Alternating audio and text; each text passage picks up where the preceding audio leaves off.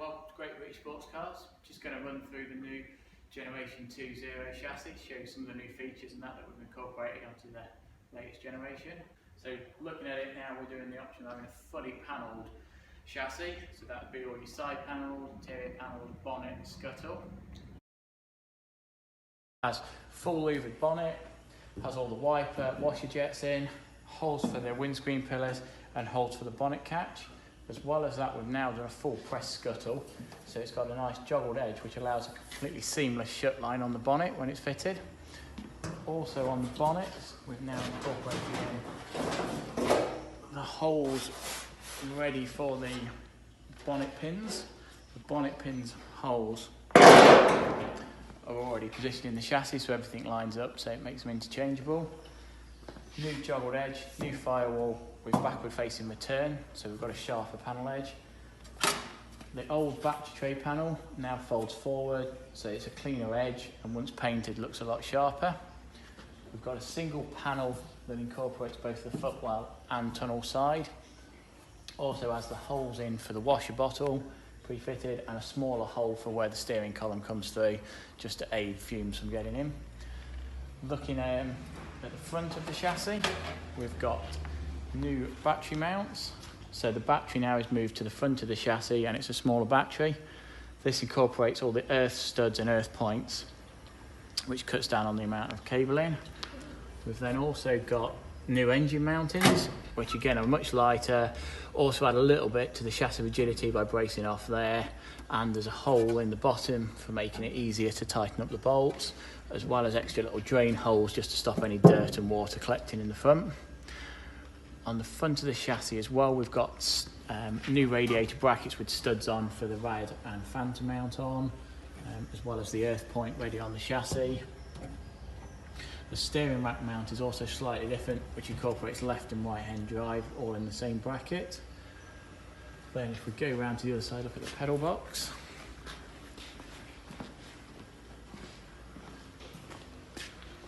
We've now got the new pedal box, which is quite a lot smaller, looks a lot neater, easier to fit than the actual pedals and pedal mounting itself. We've now incorporated the short throw pedal as standard. We've also got an adjustable pedal stop for both its maximum and minimum positions, and we've also just taken a little bit of weight out and tidied it up at the same time. There's the bracket for the brake reservoir with all the holes pre-cut in and mountings, as well as the two holes for the grommet to hold them. Then going into the centre of the car, we have completely new floors in the car. So we've moved the crease back in the floor, which helps a little bit on ground clearance, also adds a little bit of rigidity. All the holes are pre-fitted in the floors for the seat runners, as well as the exhaust mount bracket for the silencer. All the panels as well have the holes pre-cut in, so the positioning of all the rivet spacings and everything's all done for you. Both on the back panel, tunnel sides, side infill panel, as well as the footwells. And then if we look into the scuttle as well now, you can see all the mounting studs that are ready on the chassis. So these give the same accurate alignment each time on every build. We've slightly altered the inner dash panel as well, which has increased the rigidity and makes the build and fit easier. We've also incorporated a bracket onto the chassis for mounting the fuse box and fuse board. This makes cabling easier and makes it easier to remove the scuttle and build as a separate module on the car. And then coming round to the back, we've gone for 38mm rear stays on the roll bar as standard on everything, and also a slight incline on the roll bar, just helps us aesthetically a bit. Into the back, we've got new handbrake bracket and for the T-piece for the brakes. This incorporates the two holes for the handbrake cable and adjuster, but also two smaller holes where grommets go for the fuel pipes to fit. And we've got the similar on the bracket for the handbrake that's also got the grommets that push through. We've got the earth stud on the back for the rear loom, so the connections are all in the same place, so it aids the routing. We've also changed the bracket for the handbrake cable, made it slightly thinner and lighter, and also the webs at the back again are slightly thinner, lighter, yet they've got a return fold to increase the rigidity at the same time.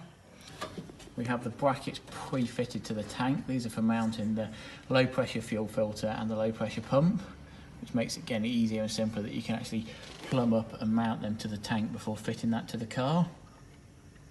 All the holes in the rear panel for the wings are all pre-cut and the wiring to come through. Just needing a riv nut to go in to mount them. On the rear of the panel we have the holes for the fog and reverse, number plate lamp, and then the fuel filler with the holes ready in. On the full component build painted cars, we've got a fully welded rear panel. So instead of having the rivets and the trim, it's one seamless piece. When painted, looks a lot sharper and cleaner.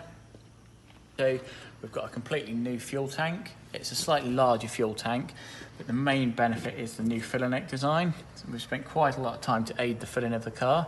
So you can go full speed now with pretty much any pump without any splashback or the pump stopping, which is a massive improvement on the older cars. As well as that, we've got the mounting on the front of the tank for the pump and the filter.